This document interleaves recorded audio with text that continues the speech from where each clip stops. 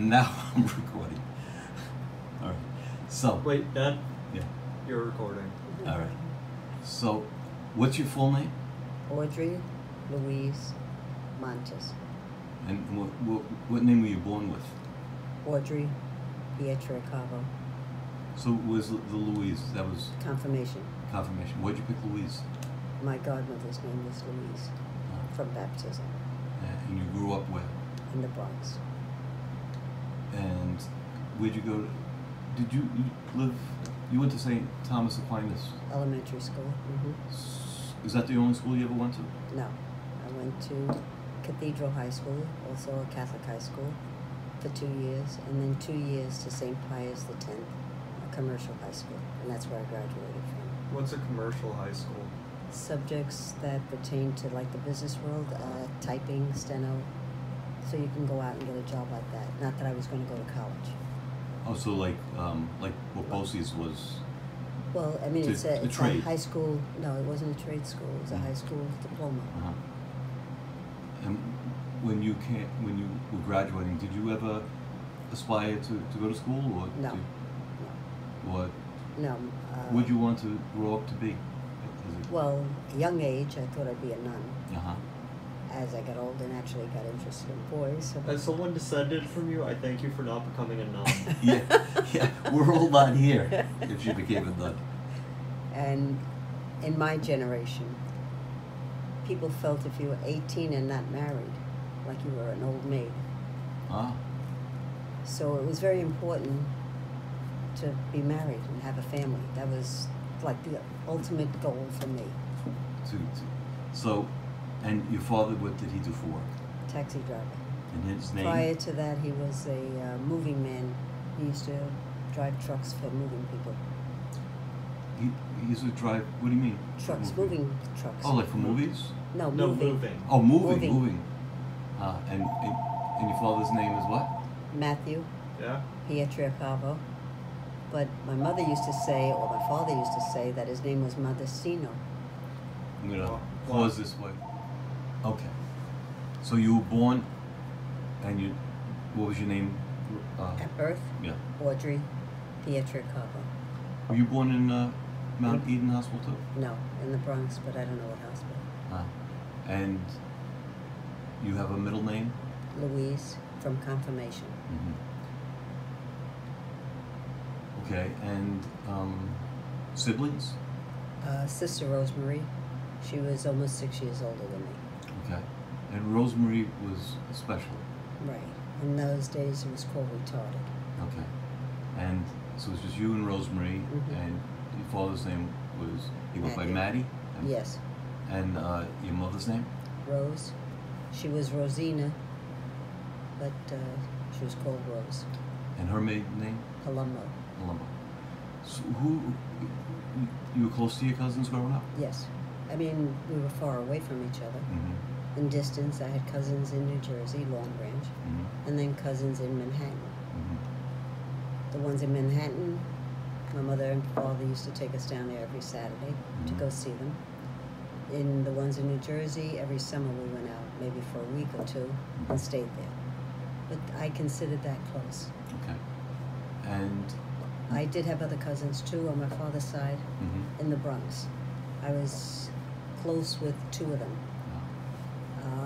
Not her. I saw. Her name was Annabelle. Maybe I saw her at least once a month. Okay. And was that we played Monopoly. Uh-huh. Probably up until the age. Those were all grammar school. Mm-hmm. Not so much high school. Mostly grammar. And you went to Catholic school? Yeah, all the way through. So St. Thomas?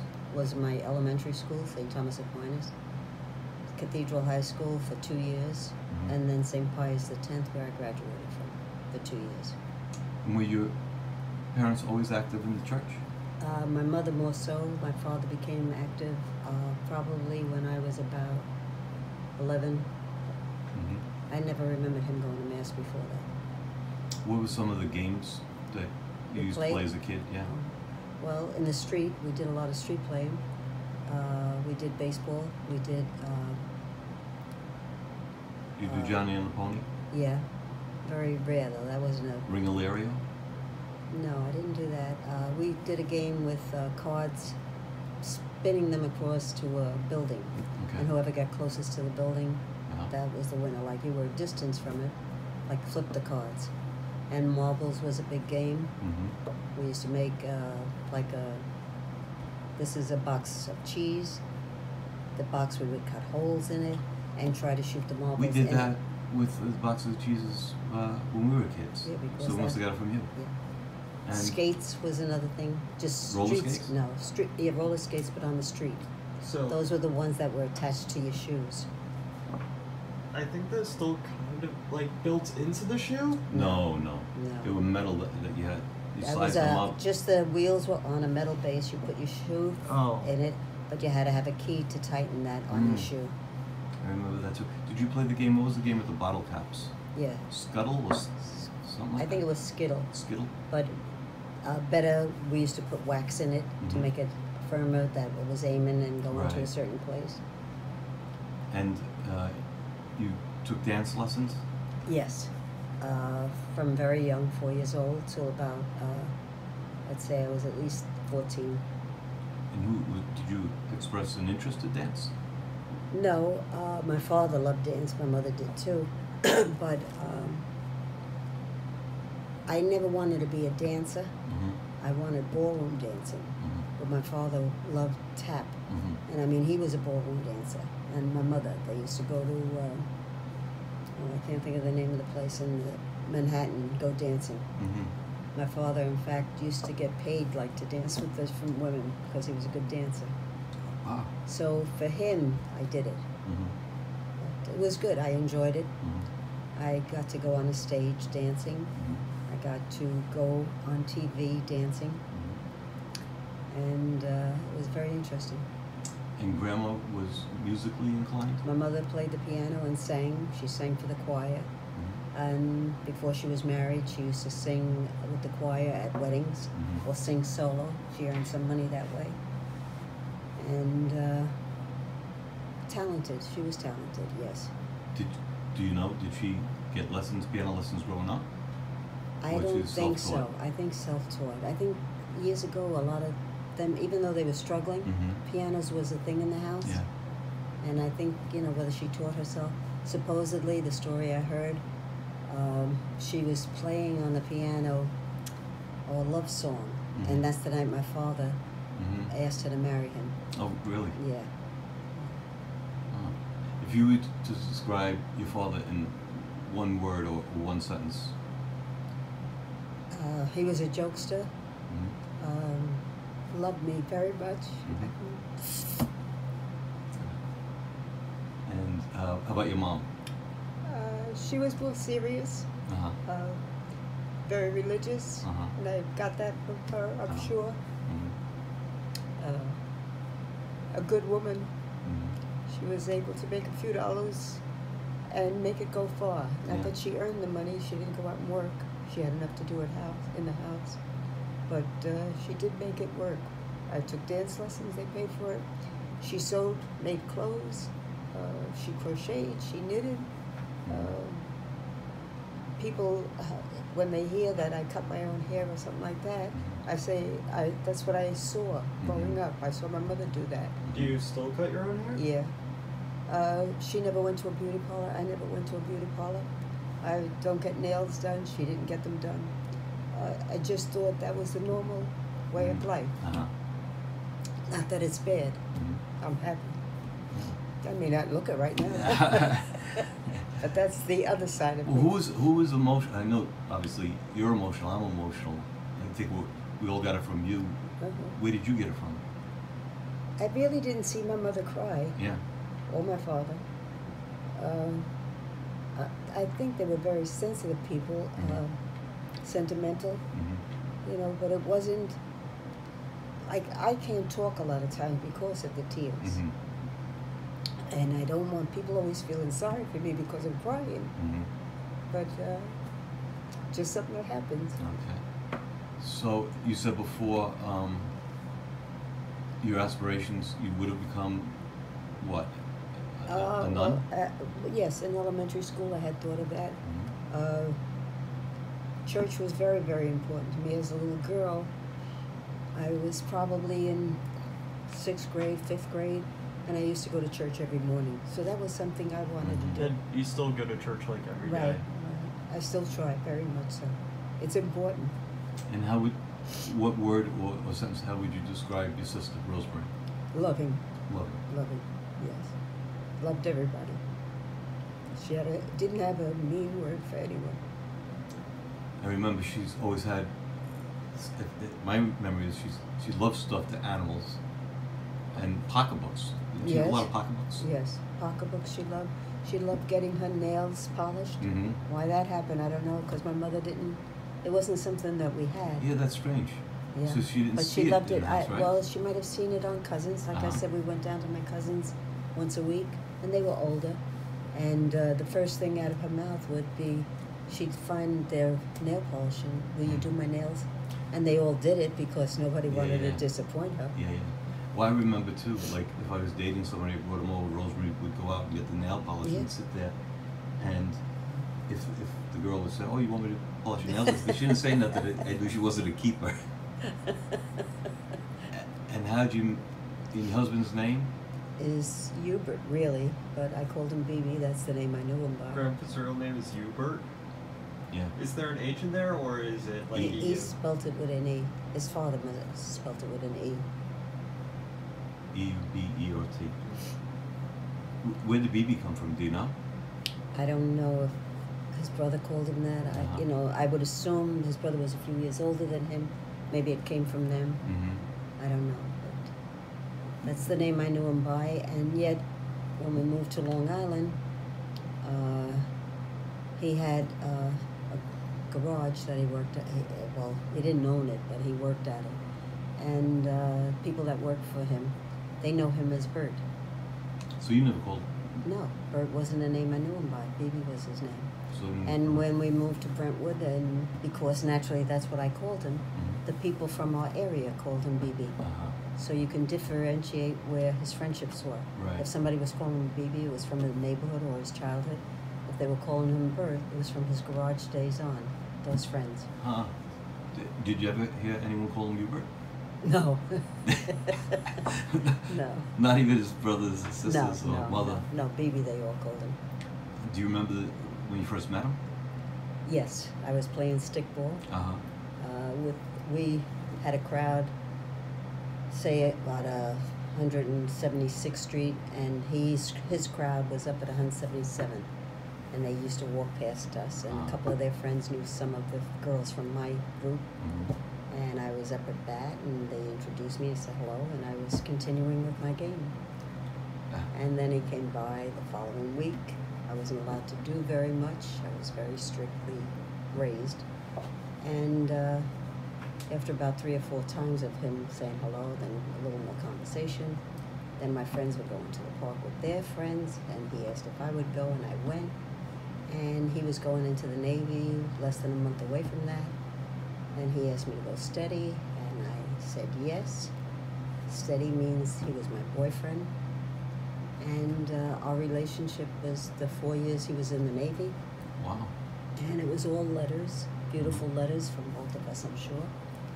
And he got out, and 2 weeks later we were married. Wow, so you only really knew him from... Letters. Wow. Yeah.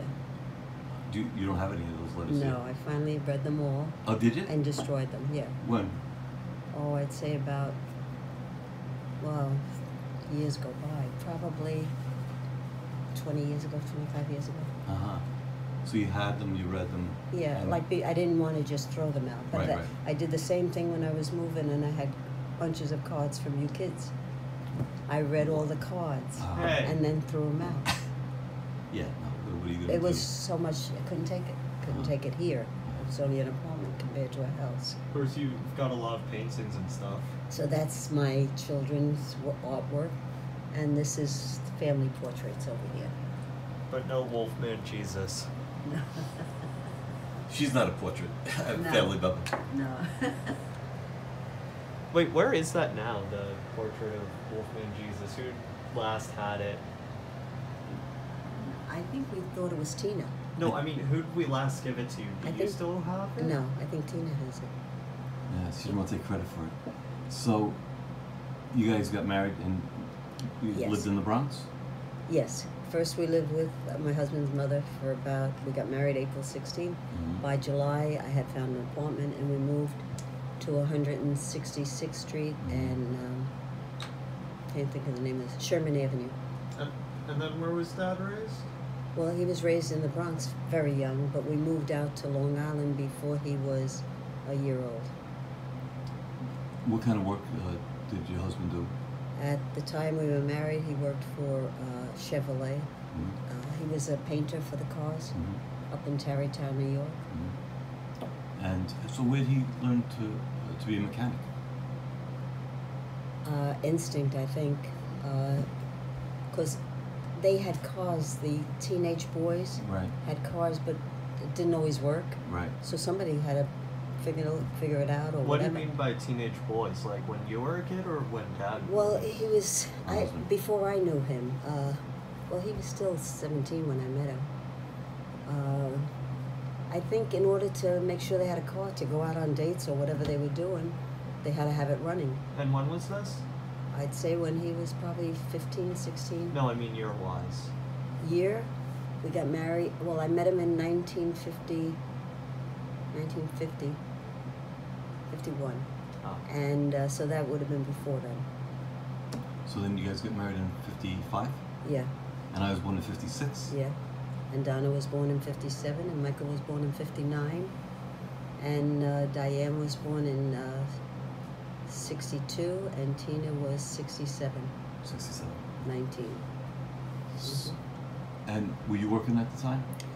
When I was pregnant with you, Yeah. I was working until it was almost time for you to be born. I was working in Metropolitan Life Insurance in Manhattan, Uh-huh. so taking the train down. Daddy worked at night up in Chevrolet, Mhm. and then he went into the post office, Mhm. Like and to work there? he worked for a post office. Yeah, he was a mailman. And my grandfather, who lived in Plainview, who I didn't even know I had until I was about 14 years old. Mhm. My father never mentioned him prior to that. And we had finally met him and gone to see him and visited him. And when he found out that my husband was with the mail, he said, why don't we move out there? Mhm. We could save money. We moved in with him, and my husband worked for the post office in Plainview. And then Donna was born out there in Plainview. Mhm. And then we looked for a house, and we came to Brentwood. So I heard, I don't know if, what I heard is that as a little girl, you knew you wanted 5 kids. Yeah. And how did you want them to come out? Just the way they did. As I said, I was religious. I don't know what, I believe it's God inspired naturally, but influenced by my mother. Mhm. I used to go to Mass a lot, and I'd always pray to St. Anthony, light a candle, stay by him, and tell him I wanted 5 children, and I want a boy, a girl, a boy, a girl, and a girl. And when I had 5 children, I had a boy, a girl, a boy, a girl, and a girl. And where did the name Anthony come from? Well, from St. Anthony, naturally. Uh-huh. It was a promise. Uh-huh. But yet it was my husband's confirmation name. Okay. And What about the others? where did Donna's name come from? Donna Marie, I wanted to name her after the Blessed Mother. So like Madonna. Yeah. And Diane, it was just a name that came to me. Well, Michael Joseph, because my uncle had just passed away, Uncle Joe. Okay. And Michael was a name I wanted, so he became Michael Joseph. And Tina? Tina, I was going to name her Noel because she was going to be born near Christmas time. I think I knew that. Yeah, so instead she became Christina. Christina. So you had Christ in Yeah. that name. Mm-hmm.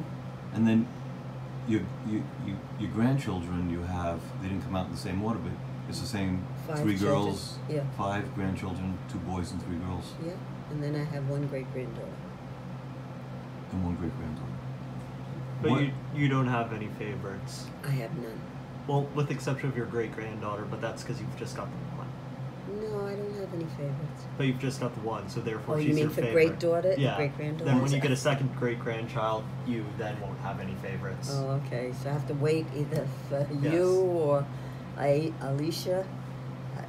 I don't think Audrey maybe, and Tina. No, Gina. And so you moved out here. Why did your parents and Rosemary move out here? Well, my father had been sick, and I used to travel a lot back Mhm. into the city. And I kept saying, you know, come and live out here. It would have been naturally easier Mm-hmm. because I had all the children and everything. And my mother didn't want it, really didn't want it. But it was very hard. My father had cancer of the kidneys, I believe it was. And he was operated on. And they finally decided to come out here. Originally, our house, we were going to build over the top of our house to make rooms for them. Mm-hmm. And at some point in time, I don't know if I think I really didn't believe it was going to be a good idea. Yeah. So there were apartments around here. So I took my mother to see some apartments. And the first thing she would ask everybody there, where's the church? Like if it was close by. So it turned out the church that she picked was right here in Brentwood, and the apartment was right across the street. And it made it convenient for them because they belonged to senior club. They went to bingo all the time. Very active. They went on trips. So their life was full Mm-hmm. and with less worries. And they lived across, and now you live right next to the church, and Right. you can see where they used to live. Right. But didn't they also move out? Wasn't Grandpa stabbed? Yeah. No, was it stabbed? Yeah. Who was Didn't he he get stabbed in the Bronx, and they only got a little bit? I don't think He it was in a very big bad knife. accident prior to maybe that. Somehow or other that's blocked out of my mind. I don't know. Because he was never hospitalized for anything. No, I different. think it's probably a penknife or something, but. Well, with the taxi cabs, he was a taxi cab driver, Uh-huh. and he worked nights.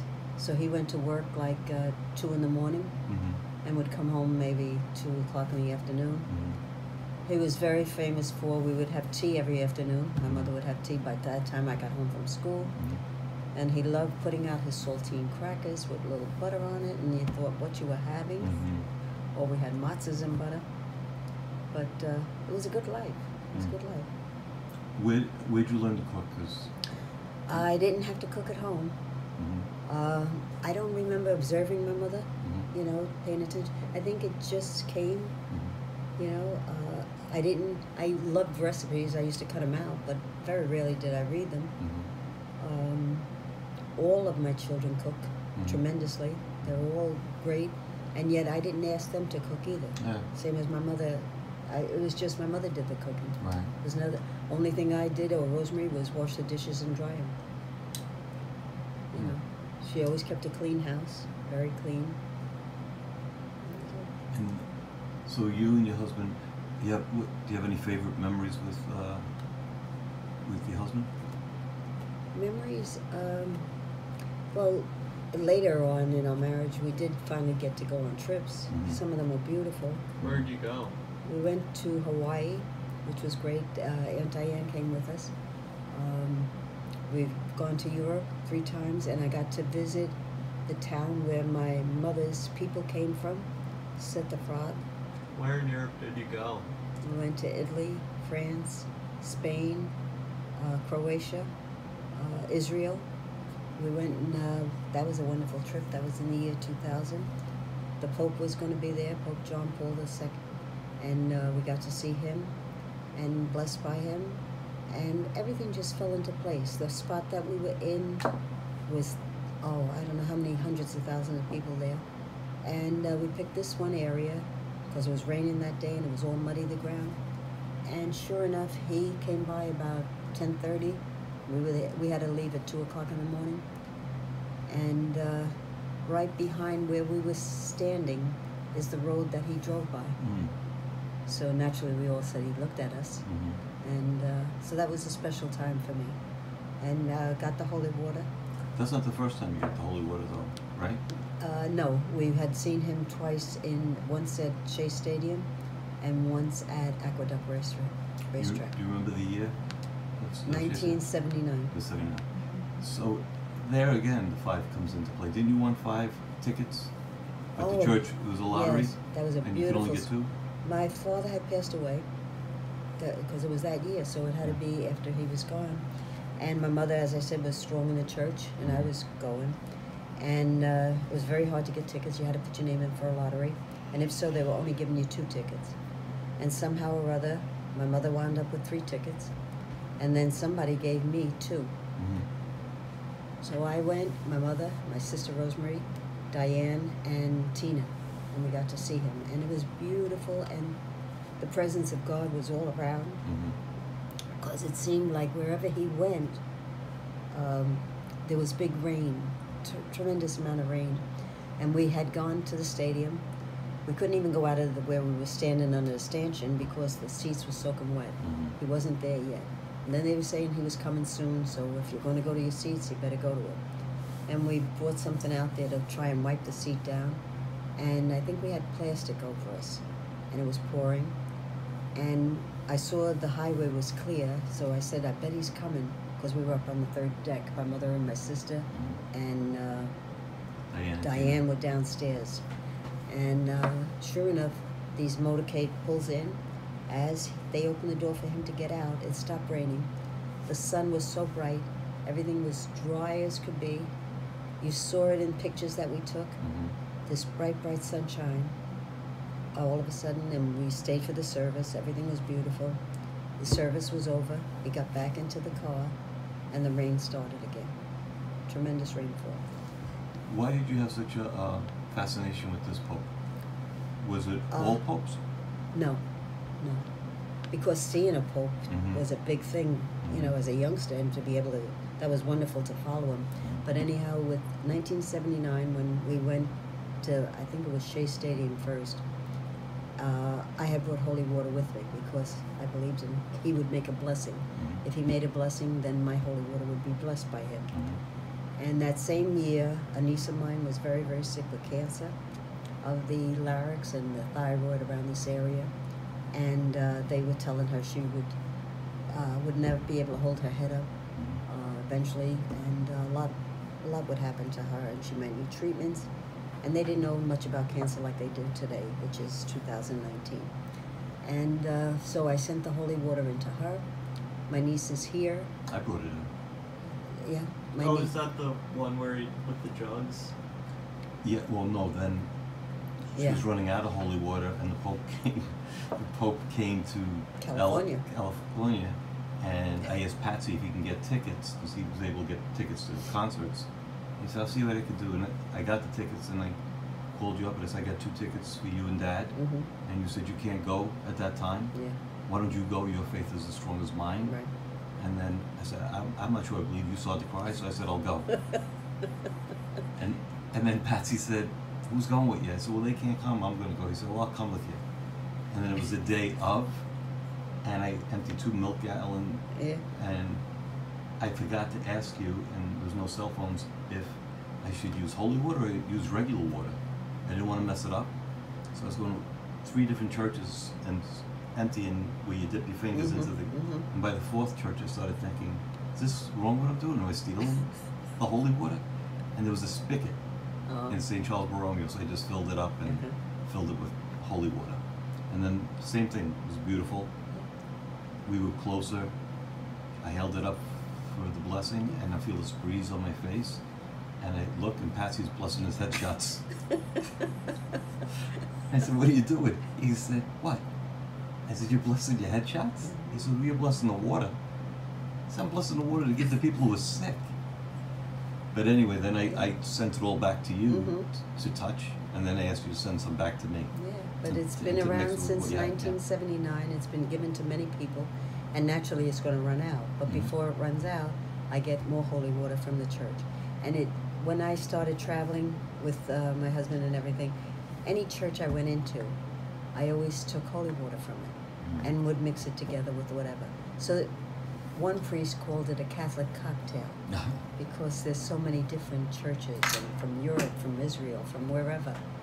And I think it's your belief, and it's naturally God, you know, the power of God, healing, or some people don't get healed, but that's what it's supposed to be. It wasn't always a good thing that happened. It might have been something else, but to us maybe it was bad, but to the person who got it, it was beneficial.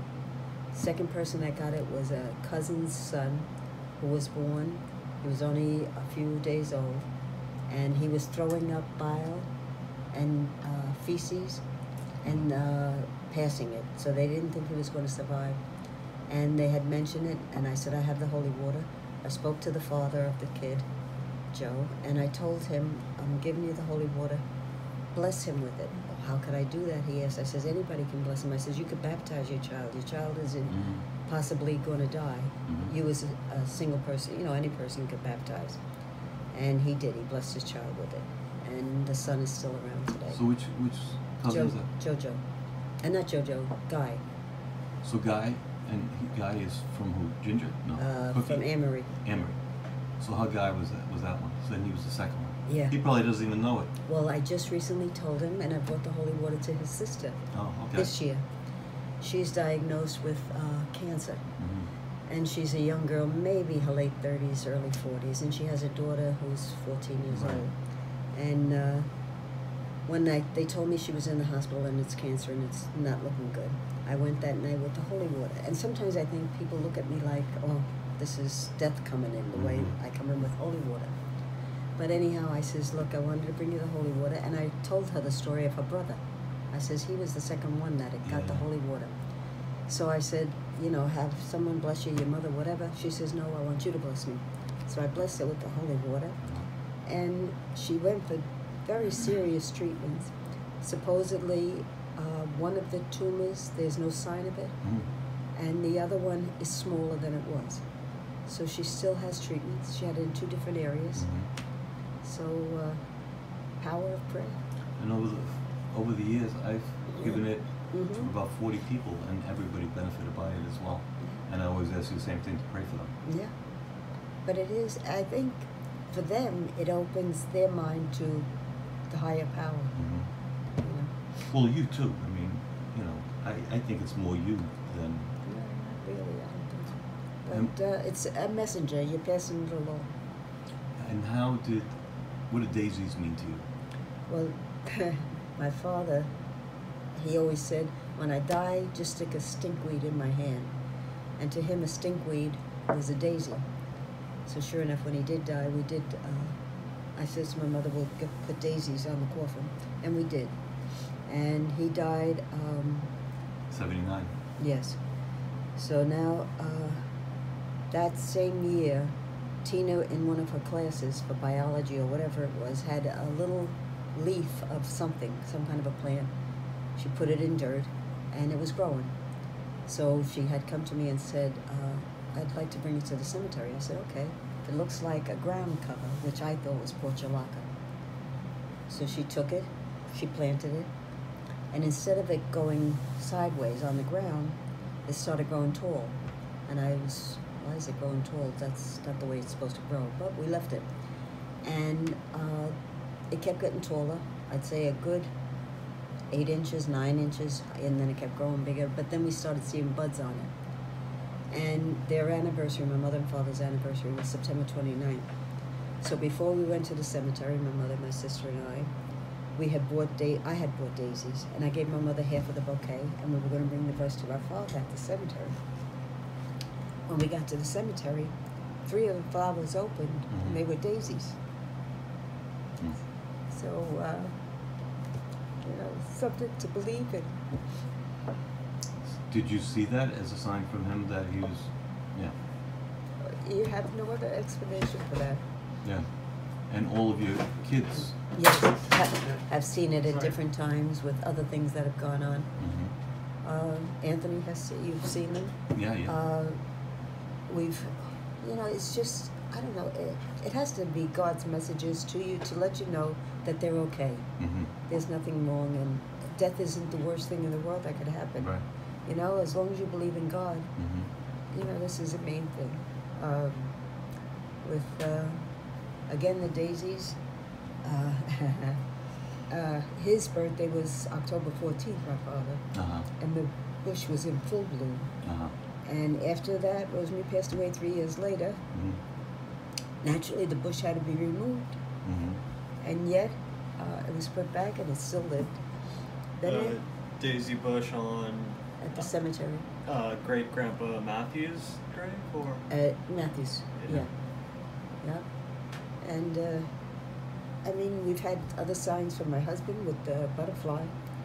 For some reason, I connect that with him. My children sometimes a dime is their connection with him. Mine is 56. So we all have something else. Right after he passed away, I was out in California with Matthew and you, Mm-hmm. and we were going to Legoland Mm-hmm. Oh yeah. Oh yeah. on a trip. All the butterflies. And as we're pulling into Legoland, Mm-hmm. it was just swarming with butterflies. Mm-hmm. That I even said to you, be careful, you're going to hit them, Yeah. because the whole front of the car was full. You Yeah. you couldn't help it. You had to hit some.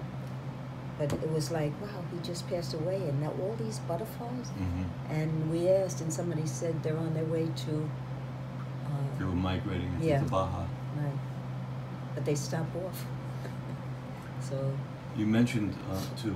You came out for the, I think, the first 6 weeks. Of his life, Of of Matthew's Matthew's life. life. Yes.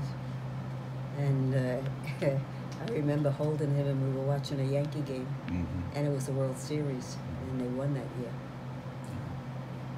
Matthew, you were just over. Would you go by Grandma again? Sure. Yeah. So we've had our own experience, or I've had my own experience with the Daisies, and I believe the same thing, you know. And they've always come to me when I need them, or Mhm. and Dad too. So would you scoop down? I caught you. Go on your knees. You'll probably be as tall. So God. Yeah. so what do you make of all the stuff with the Daisies? I don't know. No opinion. No. What did you think? Remember after we saw what was that movie with a daughter? The books were being pushed out? Interstellar. Interstellar, right? So when we were leaving Interstellar, I was telling Matthews, see what was happening. We see it was a father on the other side. Mm. Except in that movie, he wasn't dead. We're like fourth dimensional time. Well, who knows where Travel, we go? Who bad. knows what dead is? Really? How do you know that's not what it is? And I said, that's what I believe is happening with the Daisies. And then you remember we went by Target, and he says, same thing. I don't know. And you remember we were walking, and then what happened? I thought we were at the theater when we saw the car with the Daisies on the side. Wow. Well, we were walking somewhere. I remember It might have been Target. we were going to Target, and then you said to me, Dad, did you lock your door? I said, yeah. And you went back to check. And then what did you say? The Daisy car. Like, it had daisies on the But side that's of it. because Well, the somebody first was one trying wa- to tell you something at the time. I said, see, that's just what we're talking about. Yeah. It was a Toyota Corolla, same as us, and had daisies around the Wow. around the license plate. When we came back, he went in a different door, and that's what did you see? That's where you saw the Volkswagen. Yeah, that's the one I was thinking of. Yeah. What about the 56? Is that, you think anything with that? I don't know. What about the holy water? I don't know. Here in my recollection of the holy water, it will give you something to think about, Yeah. of a higher power, and you just got to do something special. Yeah. So he came out. The first 6 weeks he was born, and I thought, oh, this isn't so bad. Everyone's so, man. As soon as you left, I was never so tired in my He life. should tell you about that house there, what disasters went on. Oh, with the Whatever it was, a mouse, a rat. the rat. Oh, running through the house and petrified. Didn't want to put you down on anything, Mm. because God forbid it would come by you. Right. Yeah. But we had Daisy too at the time, so Daisy Right. would sleep in the room, and then we got the exterminator to come. What? There was something else I was going Yeah, to say about Diane and the- Antina came out then too the Oh. whole time. And what was the story? You're out visiting us, and you're walking to the store with Matthew, Oh, and what happened?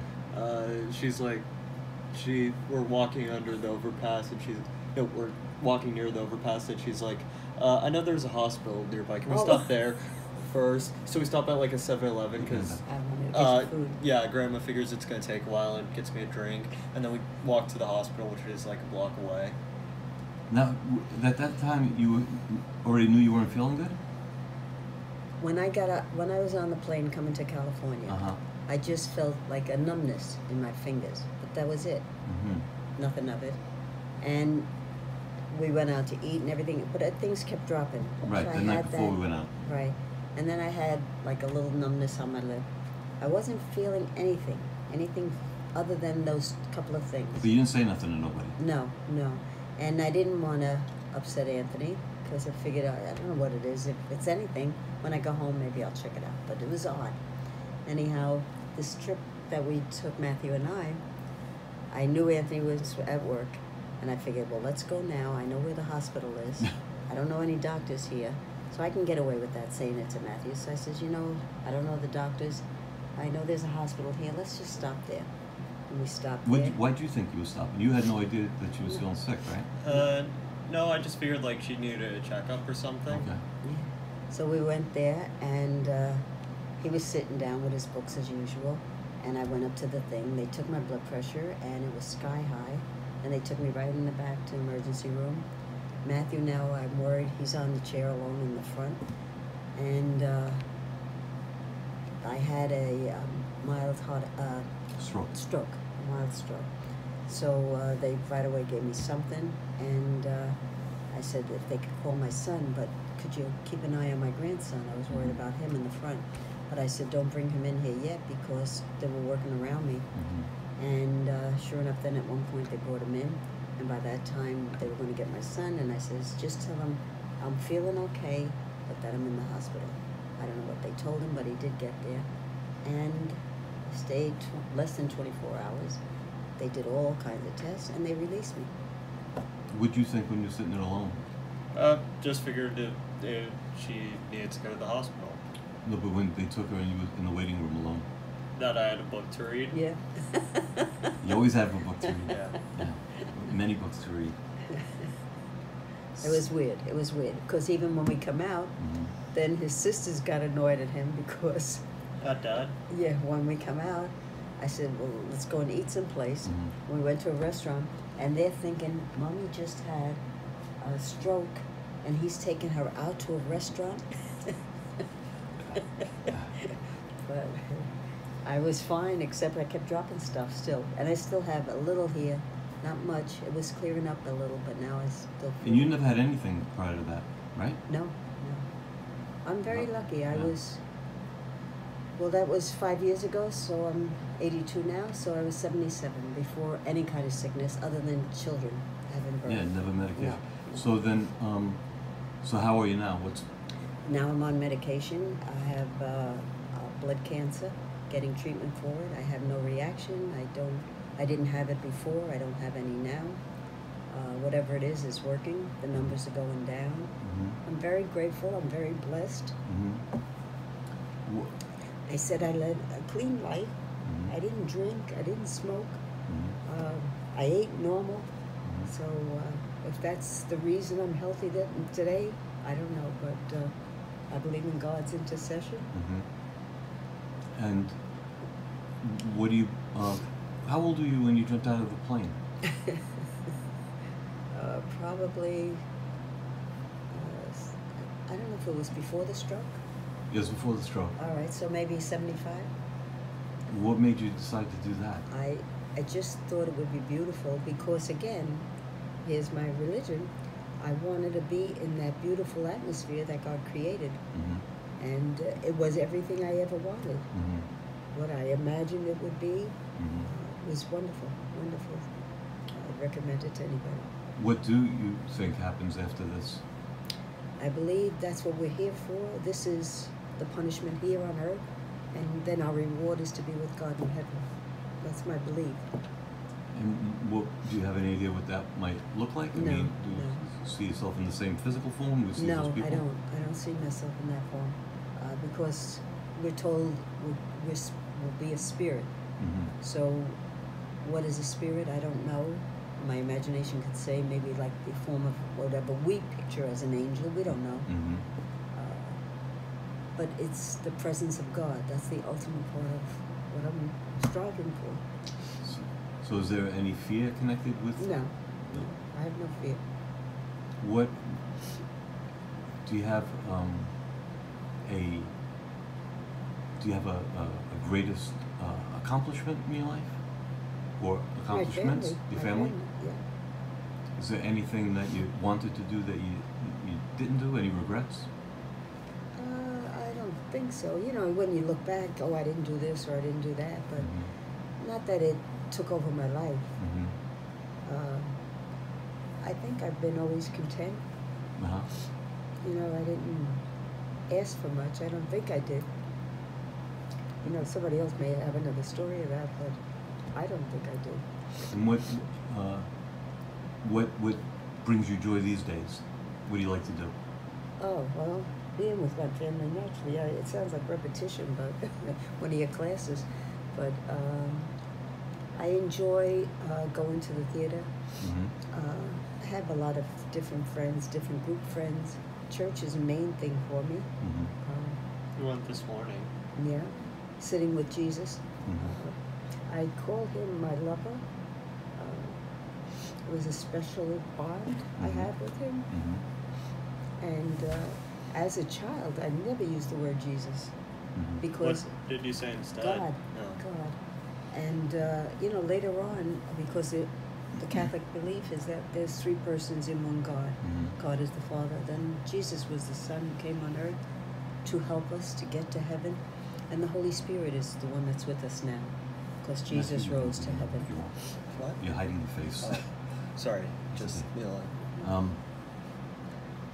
So, yeah. So going to the theater, you have really friends, family. Were you always interested in the theater?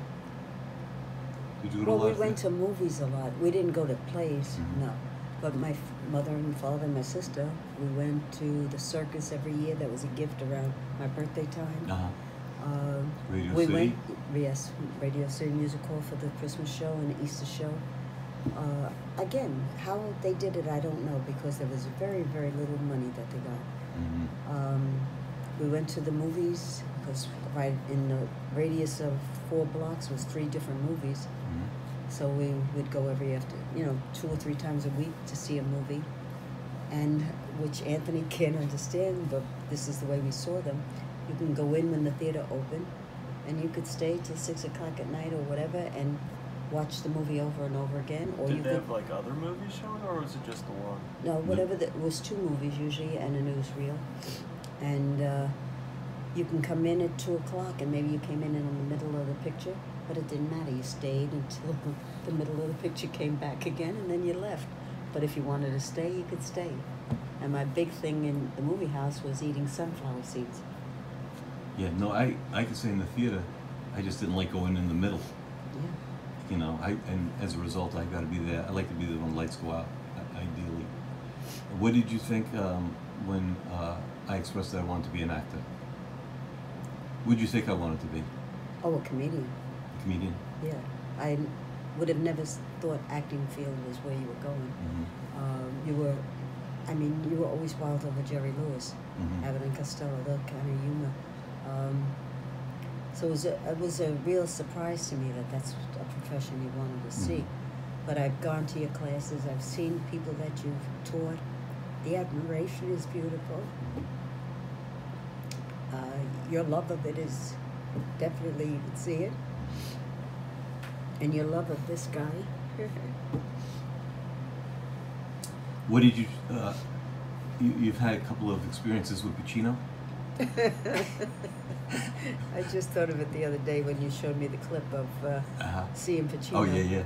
So, yes, we had gone to a play, and Anthony always sent his headshots and sometimes the scripts or something. And seeing Pacino was one of the ones that I had. And when I went to the play, I figured I'm going to take it. If I get a chance, maybe I can give it to him. I did get the opportunity. I called him, Al, like as if I knew him. And he turned, and I gave him the script. Whether he read it or not, I don't know. I have no idea. But yet, when my son Anthony would go, he wouldn't give it. And one time, Pacino was in the courts where Diane worked in Manhattan, and she had some of Anthony's work in her locker, and she went after him and gave, again, one of your scripts. Didn't you give it to Pacino twice? Yeah. You gave him, I think, I said I gave it to him once before, but then this is... But I think you gave him a second time, too, Yeah. right? Second, well, I think it was the third time I saw him, but I had his script there, and I said I gave it to you once before, but here's another copy. And then, I think it was last year or a year and a half ago around, you were out by us and we went to see Pacino, so solemnly, and he was doing a Q&A, and your hand went up, But they stopped just before you, and I asked you what were you going to ask him. What were you going to ask him? I was going to ask him if he ever read that. I gave it to him twice. But looking at your face, you would die in 1,000 deaths that I was going to ask a question. Yeah, but actually, it probably would have been a good move. Yeah. You know, because the girl asked for the picture and he Did- felt yeah, obligated. Yeah. Yeah. I have a copy too. I saw him and I tried to give it to him of seeing Pacino, and he autographed it. And then I was embarrassed to say I was. Well, you both, you and Matthew were there. We could have, Yeah. we could have gone right to him before everybody I know. else, and none of us did that. You remember who was sitting behind you? Oh, Oh. good actor. Who was it? I forget. DiCaprio. Oh, Yeah.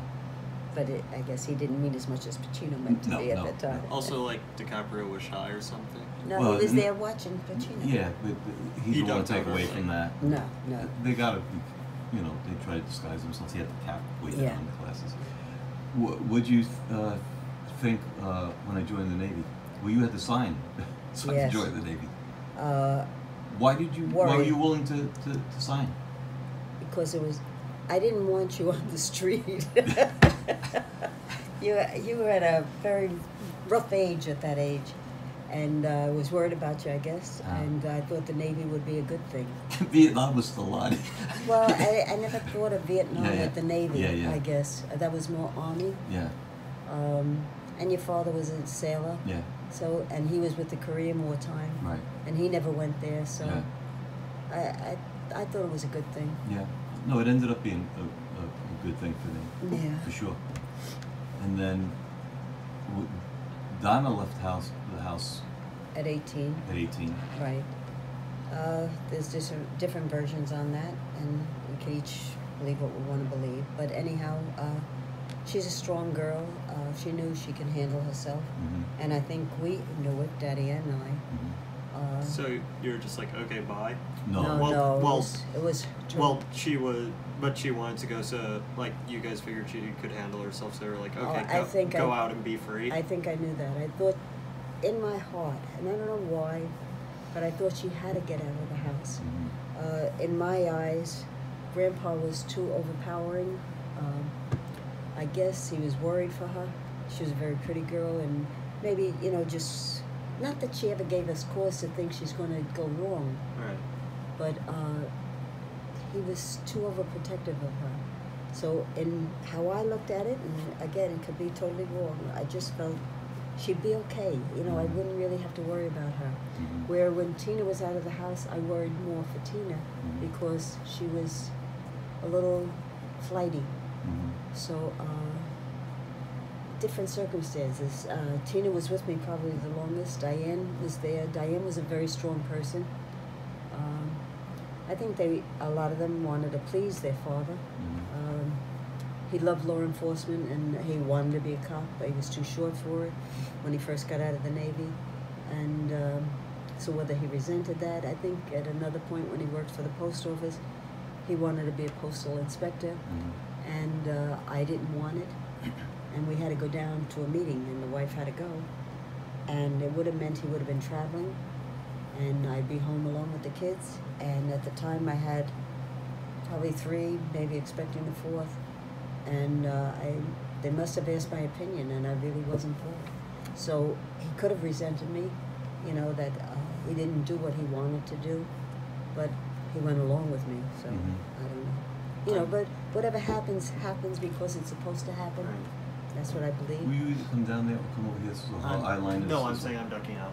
Oh, okay, come here. And was Michael the next one to leave? Yeah, Michael went into the Air Force. Again, I have no worry about Yeah. service. It was a good thing, I thought. Mm-hmm. For him, he got a nice honor. Daddy went down for that. Oh, for his graduation? Or- No, something, he got an honor for something. Uh-huh.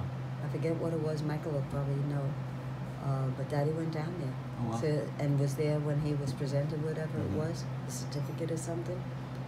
And it was a good thing for him, the Air Force. I mean, right now he's with mechanic for helicopters and he's a mechanic for airplanes. He's a good mechanic. Mhm. A lot of it comes naturally to him. Yeah. I think he loves it, Mhm. but I think he still would love acting Yeah. because he had pursued that for a little while. you know, but he was married and had children and had to put that on a back burner. He's good at what he does. Mhm. Good man. Was Diane next to leave? Yes, she got in a room or an apartment. It was small in somebody's apartment right here in Brentwood.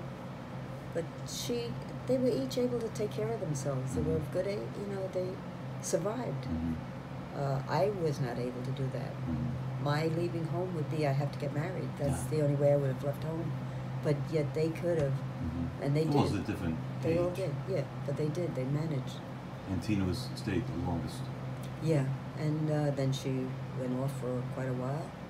Then she came back to live with me for a while, and just before I sold the house, you know, she moved out, and then I put the house up for sale after Daddy was gone. After Daddy was gone, it feels like you had, for me, my impression was like a weight was lifted.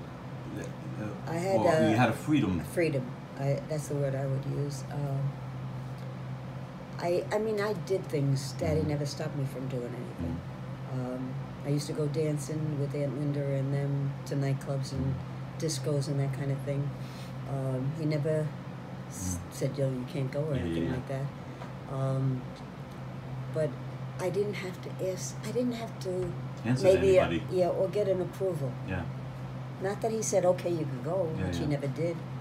But it was just easier. And even for church, it was easier for me. Now I can go and I volunteered, which I did before. And yet the overprotective child and husband, I guess, when they found out I was going to volunteer at a soup kitchen, you can't go there. And, you know, there's all kinds of people. You got to be careful. And both of them came. And they got so involved with the soup kitchen and well loved. Both of them came? Daddy? Daddy and Diane. And Diane. They were loved so much there. And then Tina got involved. And then Audrey and Gina, little kids come in to make sandwiches or to help out or help carry something. And that was a great love of mine because that was involving cooking. And I was cooking meals for people that were homeless or, you know, needed a meal. That was a great opening for me. How long did you do that? Started at St. Anne's?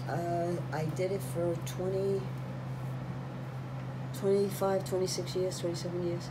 And I didn't always cook. I stopped cooking probably after 20 years maybe. And then I loved driving. So they had food that they had to send into Manhattan. And I offered to drive. So I would go once a month to Manhattan with the food. And it was only bringing peanut butter and jelly sandwiches and wash-up cake. Okay. And then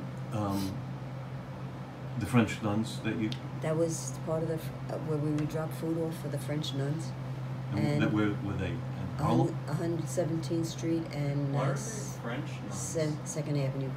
Their order came from France. That's where they started.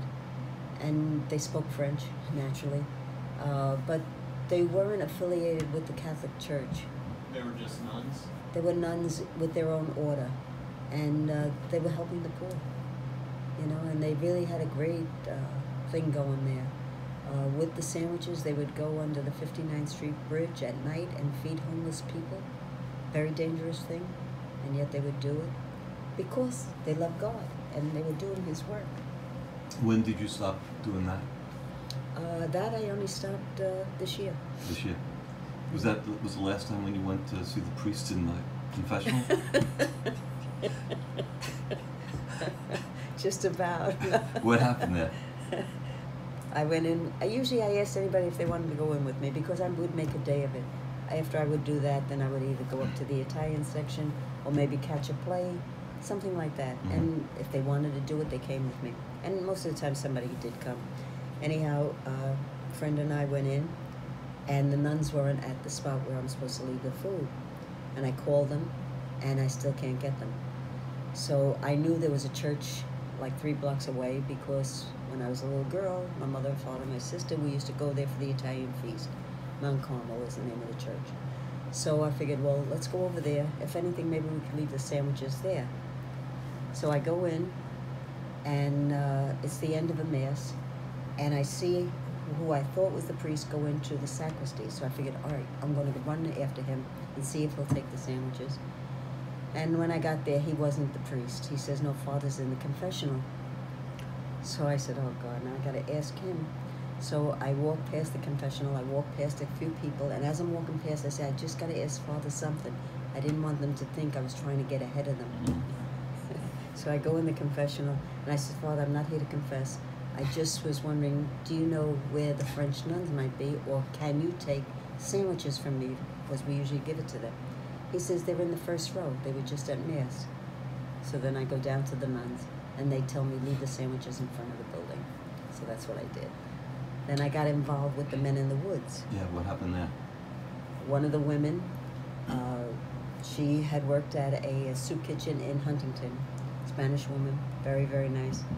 And somebody had said she's looking for somebody to help her with cooking, walking through the soup kitchen. So I said, well, I like to cook. What do you have to do?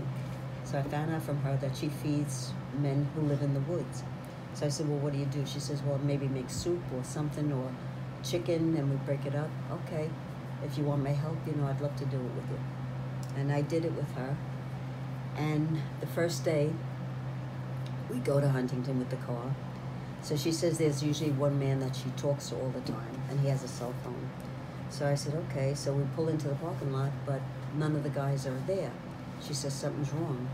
So I says to her, well, what could it be? She said, I don't know. She spots the man, and she said to him, what happened? And he said immigration was there the night before. So because immigration was there, all these people were afraid they were going to be sent back to their countries, so none of them came out of the woods. So he said if we wanted, we could deliver the food into the woods. So, all right, now the car is loaded with food. So I get in the back seat with food on my lap.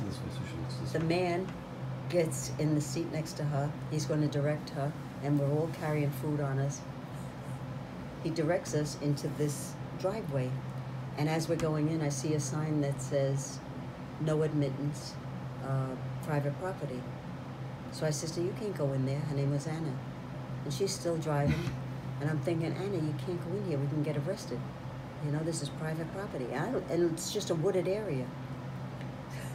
We're driving further, and he's telling us, you know, just go slow because the noise, they'll run deeper into the woods. And I'm really getting nervous. So we're getting to a spot, and I says, Anna, we should turn around.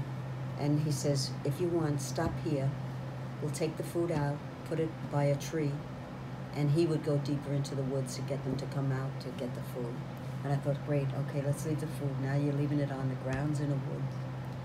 Now I get in the car with her. All right, we think we know the way out.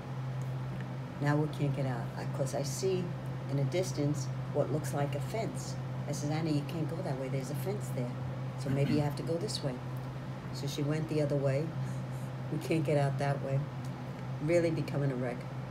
She's ready to call the guy to come back and get us out of the woods. And all of a sudden I see, say the fence is here. I see a car in front of it, like we're on this side. And I says, if that car went out front, that fence must be on the other side of the street. So sure enough, we were able to get out. But I didn't tell my children that whole story in the beginning. I just said I was feeding men in the woods. They still That was bad enough. Or scary enough. They were overprotective, and I figured, no, I'll cook, but I can't go with you. So I kept on cooking for her for a while. And now some other woman does it. But they had a parking lot that they used to go in, so I used to go there with her. And she had young children with her, like 5 years old, 7 years old, 8 years old. And they were all helping these children. Who was pouring the coffee, who was handing out the bread. It was really beautiful, God's work in action. It was amazing to see. And the people stood on line waiting. She had a trunk that opens on her car. I had a trunk that opens. Hers looked like a kitchen with a pot on a stove, but it was just in the back. And she was with an apron and a hat on, serving them. And they were very orderly. There was never a problem. But now the Department of Health came after them, told them they can't go there no more. So now they have to leave the food in boxes by a railroad station, and then the people come and take it. And now you talked earlier about the daisies and the butterflies, and I asked you a while ago, you know, if you would have passed before me, what would be your sign? And would you say it would be? Cardinal. Yeah, and white cardinals. I don't know. I love the bird, and I have a lot of little cardinals all around. And I remember thinking that day, it's like, cardinal, I'm in California, there's no cardinals. You can't pick something else. He said, no, you asked me, and that's what it is, it's a cardinal. And then later on that night, I'm watching the games, and they said, I can't remember the play, so-and-so just got traded to the Cardinals. So it doesn't have to be Right? the physical No, cardinal and then bird. when I got back that day and get my mail, it was through Save the Children or something, and they sent cards, and it was a Stickers. cardinal. Mhm. So it was a cardinal. If you had a word or a sentence for each of your children, starting from the youngest, Tina, what comes to mind? What would be the word to describe her to you? Or a sentence? Well, I see a very giving person. Giving? Yeah. Just of late, hearing what she does, Mhm. the charity work she does. Mm-hmm. She's pretty sensitive, but tries to be hard. Uh-huh. I think that's where I would be with Tina. Yeah, She's loving, definitely. No, All it's- of my children are loving. I saw the pride you had reading the Mhm. write-up recently about her getting involved in doing Yeah. charity work. Yeah. How about Diane? Diane is a strong personality, loving too. Loves children. She really does. She does a lot with children. Mhm.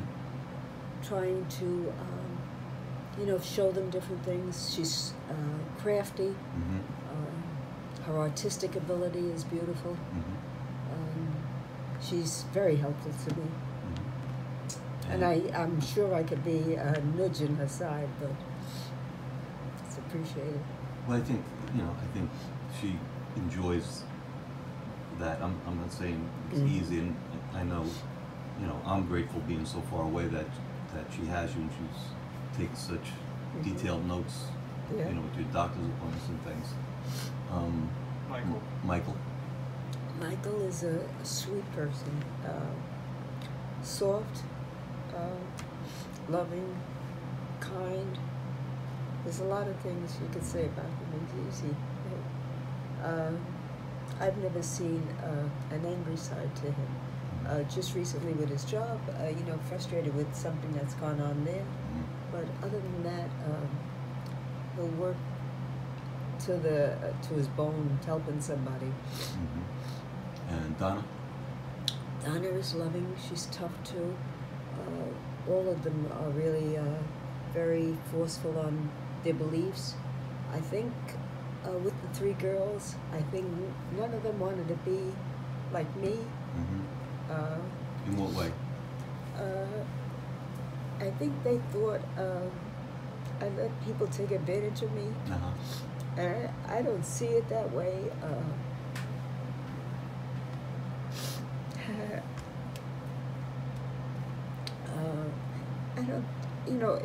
I don't think I let people take advantage only because whatever I do is because I want to do it. Right. So I don't see that as advantage. Right. Maybe some are. I really don't know. But again, my looking at it, it's not taking advantage. It's something I want to do. Mm-hmm. Donna, I see her love of what she's involved with now, Mm-hmm. which is beautiful. She's had a hard life, from very young. Mhm. She had a lot of responsibilities as a little girl. Mm-hmm. I went to work when Tina was only 6 months old, Mhm. and Donna was left with a lot of responsibility. I always thought my husband was going to be home, and he wasn't necessarily always home. Mm-hmm.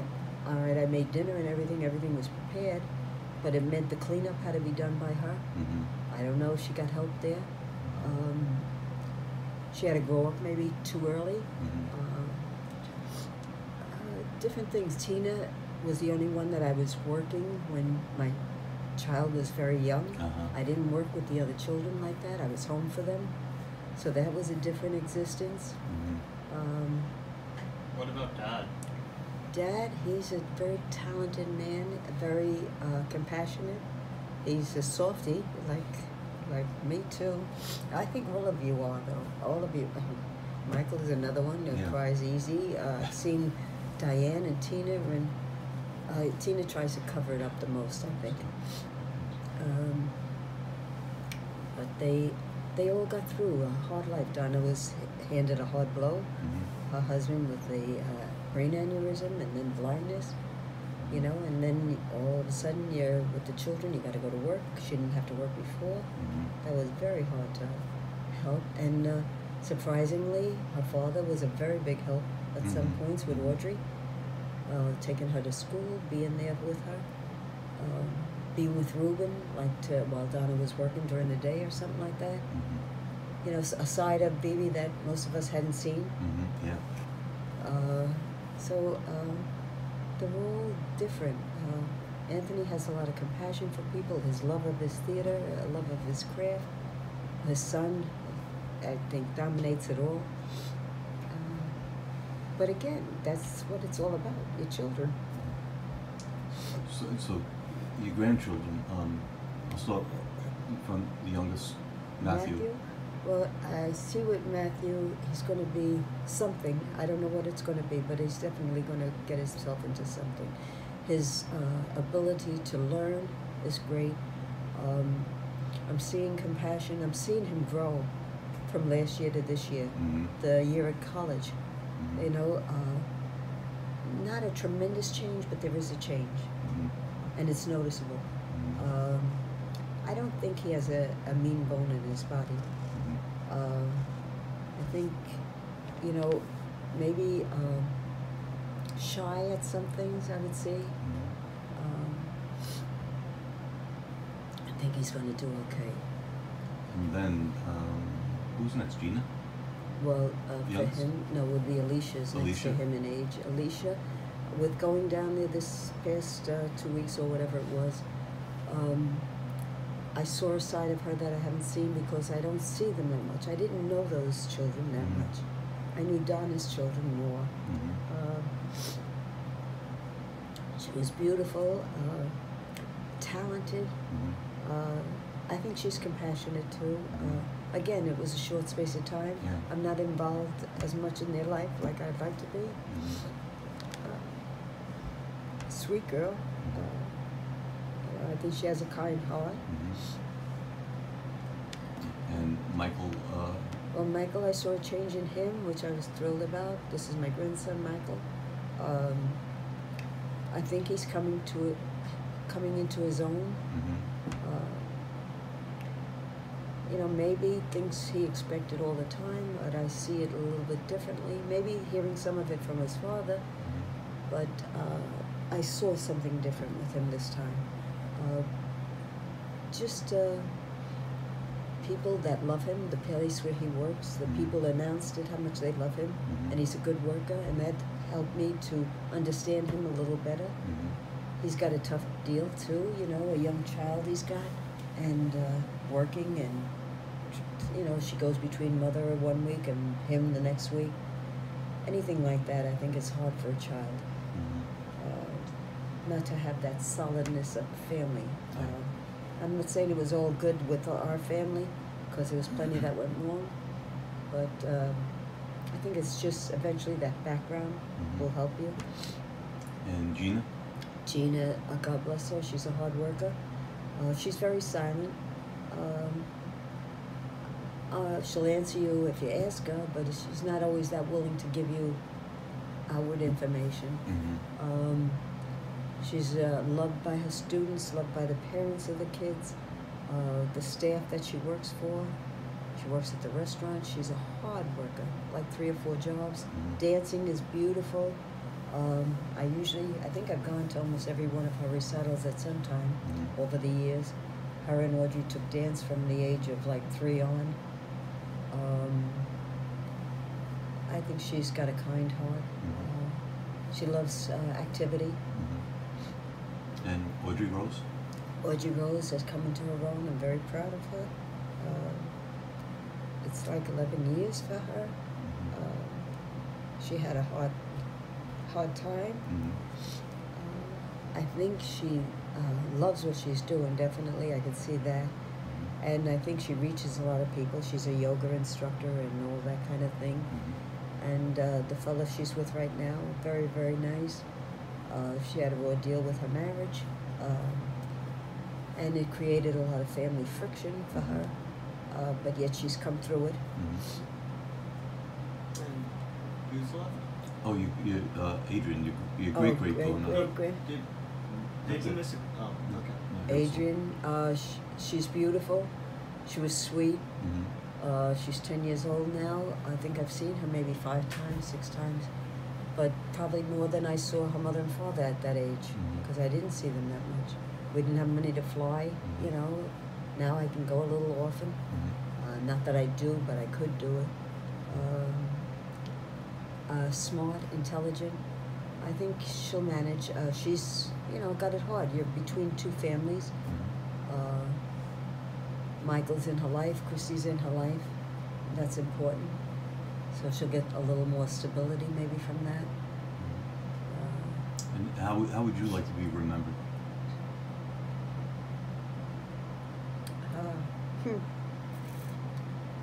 Oh, I think everybody will have a different memory.